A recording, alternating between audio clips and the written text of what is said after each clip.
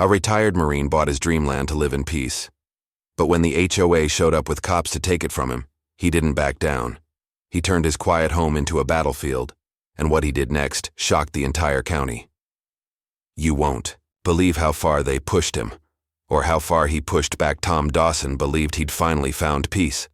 Not the kind that came easy, but the kind a man earns after 20 years in uniform, surviving deserts, jungles, and nights filled with silence broken only by the hum of danger. He had fought under the flag, buried brothers beneath it, and now, all he wanted was to live beside it. 10 acres of Georgia pine stretched around him like a fortress of calm, with a hand-built cabin, a quiet fishing pond, and the sweet, steady rhythm of chickens clucking at sunrise. This was the life he had seen in his dreams while lying on dirt in foreign places, dodging mortars and missing home. No neighbors yelling, no sirens, just wind through the trees and the low hum of his old truck, which he restored bolt by bolt like it was a ritual. It wasn't just land, it was freedom, paid for in sweat, blood, and memory. So when the first letter arrived with its cold clipped language and flimsy paper, it felt like a pebble thrown at a tank. Harmless, almost laughable. Violation of community codes, it read. Remove unapproved structures. At first, Tom thought it was a mistake. He had no HOA. When he bought the property, he'd made sure of that. No bureaucracy, no dues, just clean title and solitude. But more letters came, each more aggressive than the last, demanding he remove his flagpole, eliminate his chickens, even replant native grass where he'd parked his truck. He crumpled them up, tossed them in the burn barrel, and thought that was the end of it. It wasn't. A month later, a certified envelope arrived, fines totaling over $1,000. The envelope bore the name Hillside Homeowners Association. Tom had never signed any agreement, never received any welcome packet, never attended a single meeting. He marched down to the county records office, boots heavy with frustration, only to find that sometime years ago, a developer had quietly extended an HOA boundary to include his land, without a single word to him. The paperwork was there, hidden in legalese and buried under years of bureaucracy. It was a betrayal so subtle and surgical, it didn't even feel like a fight. Not yet. But then came the day 2 sheriff's deputies pulled into his driveway, gravel popping under their tires like warning shots. One of them tried to be friendly, the other didn't. You're in violation of code and subject to enforcement, he said flatly. Tom looked them in the eyes, calm but burning inside, and asked what law he'd broken. They offered no real answer, just told him he'd have to deal with the HOA's legal department. Legal department? For what? For raising hens? For flying the same flag he'd carried into battle? For parking his truck on his own land? What hit the hardest wasn't the absurdity. It was the disrespect. The assumption that this man, who had carried a rifle in places most people couldn't pronounce, would quietly roll over because someone in a polo shirt with a clipboard said so. It wasn't just about chickens anymore, or grass, or flagpoles. It was about a man's right to live free on the land he paid for and protected in spirit long before he ever owned it. As the deputies left, one of them glanced at the flag and muttered something under his breath, something Tom didn't quite hear but felt in his bones. That night, Tom didn't sleep. He walked the perimeter of his land like he was back on patrol. And as the sun came up, casting golden light across the pines, Tom made a quiet promise to the land, the flag, and the ghosts of his past. They may have tried to turn this place into a legal battlefield, but they had no idea who they were up against. And just as he nailed a fresh private property sign to the fence, he saw something in the distance. A convoy of SUVs turning down his gravel road, all with HOA plates, and one of them had a police cruiser behind it. The first letter had the coldness of a machine, but the impact of a slap to the face. It told Tom Dawson that the flagpole he'd planted with pride, the same one he'd saluted every morning since he moved in, was now a non-compliant structure under community code. Community code? He lived alone on 10 acres of unincorporated land, no gates, no signs, no neighbors in sight. He tossed the letter into the trash and thought that would be the end of it. Just another piece of bureaucratic junk mail from a desk somewhere far removed from reality. But they didn't stop. Within days, more envelopes came, this time with fines. $50 per day for the chickens scratching around his coop, $75 for the beat-up Dodge pickup he parked on his grass because he didn't believe in concrete driveways. At first, Tom chuckled at the absurdity. This was America, his land, paid for fair and square. No man in a button-up shirt or holding a clipboard was going to tell him how to live. He ignored the letters, figuring common sense would win out. But it didn't. Instead, the letters got darker. Failure to comply will result in legal escalation. Then the words that froze him in his tracks. Property seizure. That wasn't a typo. They were threatening to take his home, his land, his sanctuary. Tom felt something rise inside him then. Not just anger, but a deep betrayal. Like the kind you feel when someone you trusted sticks a knife in your back. He grabbed his keys and drove straight to the county clerk's office, boots heavy on the tile floor, demanding answers. The clerk, a soft-spoken woman with a nervous smile, pulled up the records, and what she showed him turned his stomach. Years ago, a developer had drawn up a plan to expand a private HOA, Hillside, into the surrounding area, including Tom's parcel. The move had been tucked inside stacks of legal paperwork and approved quietly at a planning commission meeting Tom had never even heard about. Through a combination of clerical loopholes, shady grandfather clauses, and language so vague it could have passed in a spy novel, the developer had effectively roped Tom into the HOA without his knowledge or consent. Legally, he was in. Morally, he was ambushed. Now they were using that paper noose to tighten their grip around his neck. The next week, the sound of gravel crunching beneath tires echoed through the trees, and Tom stepped out onto his porch to find two sheriff's deputies approaching. One gave him a polite nod, the other didn't bother. "Mr. Dawson," the less friendly one said, "we're here to inform you that you're in violation of community ordinances and subject to enforcement." Tom, standing tall in worn jeans and a weathered USMC cap, asked one question. "What law have I broken?" The deputy didn't have an answer, only a rehearsed line. "You'll have to take that up with the HOA's legal team." Legal team? Since when did neighborhood groups have legal teams and the power to send armed deputies to a veteran's door? This wasn't about flagpoles or chickens anymore. This was about control, about power, about a man being told that his blood, sweat, and sacrifice meant nothing in the face of signatures on a page he never saw. As the deputies left, one glanced back with a smirk that told Tom everything he needed to know. This wasn't accidental. It was personal. And now it was. That night, Tom sat in his cabin, lights off, running his fingers along the edges of the citations, the fines, the threats. He wasn't afraid. He was focused.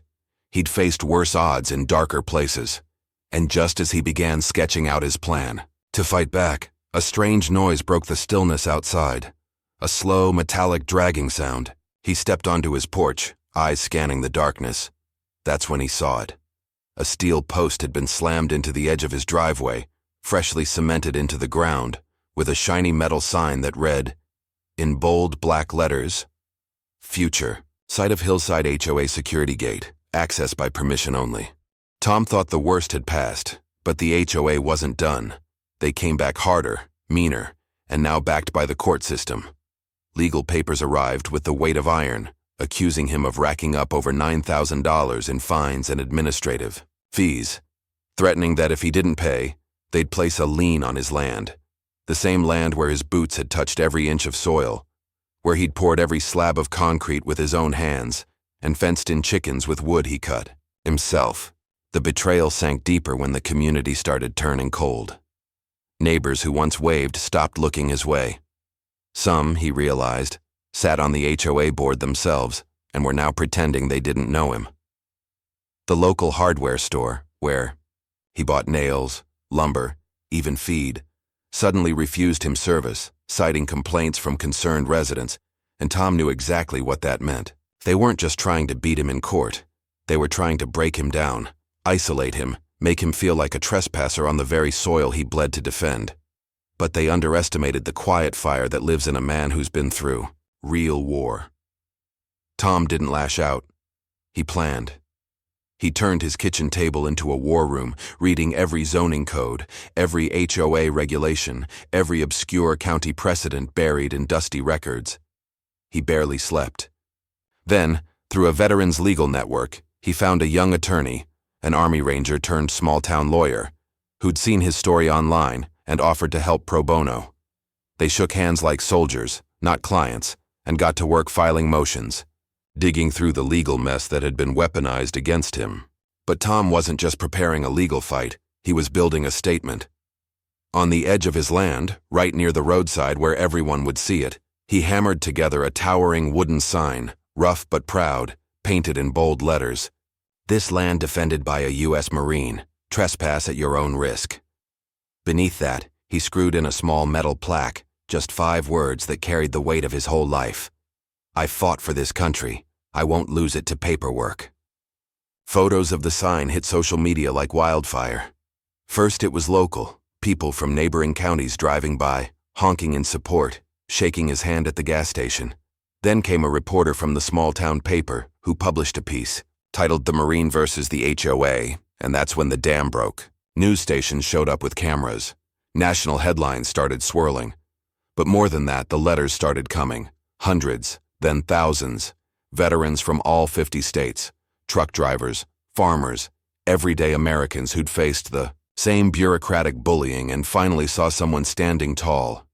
Donations rolled in to help with court costs, and suddenly Tom was no longer alone. A movement was forming, not just about one man and one piece of land, but about the principle behind it, that freedom doesn't end at your driveway. For the first time in weeks, Tom smiled. He could feel the tide turning. But then, just when things seemed to be shifting, an envelope arrived by courier. It wasn't from the HOA. It was from a private security firm, hired by Hillside, to conduct compliance enforcement starting the following week.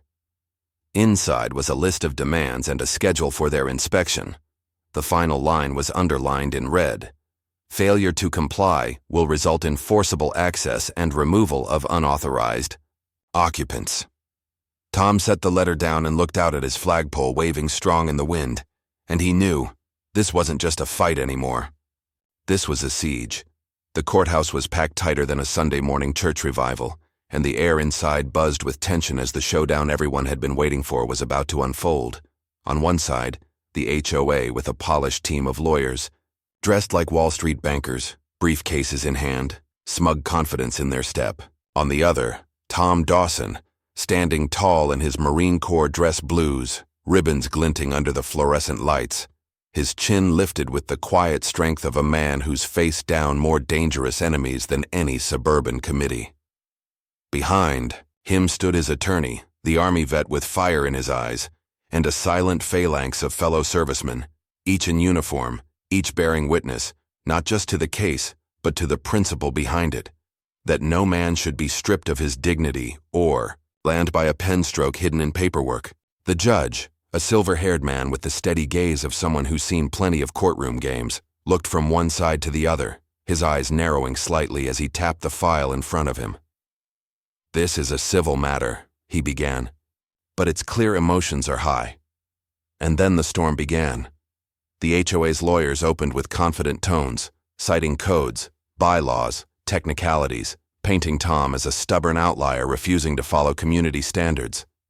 But Tom's lawyer wasn't backing down. He laid out the timeline, the forged notices, the lack of transparency, and then came the moment no one expected. Tom's team presented hard evidence, scanned documents and sworn statements showing that the HOA president, an uptight man now sweating in his chair, had forged multiple homeowner signatures nearly a decade ago to ram through a rule change that unlawfully brought Tom's parcel under HOA control. Gasps rippled through the courtroom like a sudden gust of wind. The judge leaned forward, his tone no longer measured but sharp. "Is this accurate?" he asked, and the HOA's lead lawyer, now pale, stumbled over his words. The gavel came down with a thunderous crack. "Case dismissed. All fines are void. The lien is canceled. And this court orders the Hillside Homeowners Association to pay all of Mr. Dawson's legal fees and issue a formal public apology." A roar erupted outside the courthouse as Tom stepped down the marble steps into a sea of American flags, veterans, farmers, truckers, and neighbors holding signs that read, "We stand with Tom." Cameras from national news outlets rolled as he looked directly into them and spoke with calm steel in his voice.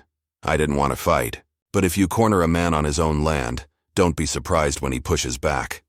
The crowd erupted again, chants of "Semper Fi" and "Justice for Tom" echoing across the courthouse lawn. It was a victory, not just legal, but spiritual. A message sent across the nation to every overreaching bureaucracy that Americans still believe in fairness, in truth, and in the unshakable value of home. But just as the crowd began to thin and Tom shook the last of 100 grateful hands, a quiet figure approached. A woman in a business suit holding a briefcase with a Department of Land and Zoning seal. "Mr. Dawson," she said, not unkindly, "I need to inform you that your property sits on land currently flagged for eminent domain under the Regional Highway Expansion Project." Tom froze, the weight of that one sentence hitting harder than any fine or forged notice ever had. The battle with the HOA was over, but the war for his land had just begun. Today, the gravel still crunches under Tom Dawson's boots as he walks the land he nearly lost. 10 sacred acres where the American flag still flies high above a pole he refused to take down, where the chickens cluck contentedly near the coop he built by hand, and where the old trucks he restores sit like silent sentries guarding a life hard-earned. But now, something new stands near the edge of the clearing, a carefully tended garden shaped like a 5-pointed star, with benches carved from cedar and plaques bearing the names of veterans, some living, some gone, all honored. Tom calls it the resting ground, but it's not for mourning, it's for remembering. Local veterans drive hours just to sit and talk there, to feel like they still belong to something bigger than themselves, to feel the healing power of earth and brotherhood. Tom greets each one with the same firm handshake and quiet strength that once led men through hostile terrain. The HOA hasn't sent another letter since the courtroom blowout, and in the months that followed, 3 board members quietly resigned, their reputations in tatters. No one from the neighborhood stops him at the store anymore to complain about chickens or parking. Some nod respectfully, others say nothing at all. But the biggest change hasn't been in them. It's been in Tom. He's no longer just the man who fought the HOA. He's become a symbol for something deeper, proof that justice still matters, that truth still has weight, and that one man standing alone can still make a difference if he refuses to back down. Donations to his cause now fund legal aid for other homeowners across the country facing similar bullying from overreaching associations. His mailbox overflows not with threats, but with thank you letters. From North Dakota, from Florida, from other Marines, farmers, fathers, grandfathers, men who'd nearly given up until they saw what Tom did. He doesn't see himself as a hero. "I just didn't like being pushed," he says with a shrug. But anyone who knows the story knows better. Still, as the sun dips behind, the pines and the wind carries the distant sound of children laughing by the pond. Tom feels a quiet unease settling again. That woman from the zoning office never came back after dropping the bombshell about the eminent domain plans. But the documents she left behind sit in a locked drawer in his cabin, stamped with bold red letters. Phase 1, Initial Review. A proposed highway, a new industrial corridor. They've circled his land on the map like vultures around a carcass. And while Tom won the battle with the HOA, he knows the next fight will be bigger, dirtier, and backed by forces far more powerful than a neighborhood board. He stands at the edge of his property now, eyes scanning the trees that may one day be bulldozed to make way for someone else's vision of progress. But his jaw sets firm. His hand rests near the old flagpole and his voice, quiet but unshakable, echoes the words he's lived by all his life. If they want this land, they'll have to take it from me face to face. Because for Tom Dawson, the battlefield has only shifted, but the mission remains the same. And this time, the whole country's watching. If that story hit you right in the gut, if you believe in standing your ground, fighting for what's right, and protecting what you've earned, then don't just scroll away. Hit that like button, subscribe for more powerful true stories, and share this with someone who needs to be reminded that dignity is worth defending. This is just the beginning, because the next battle is coming.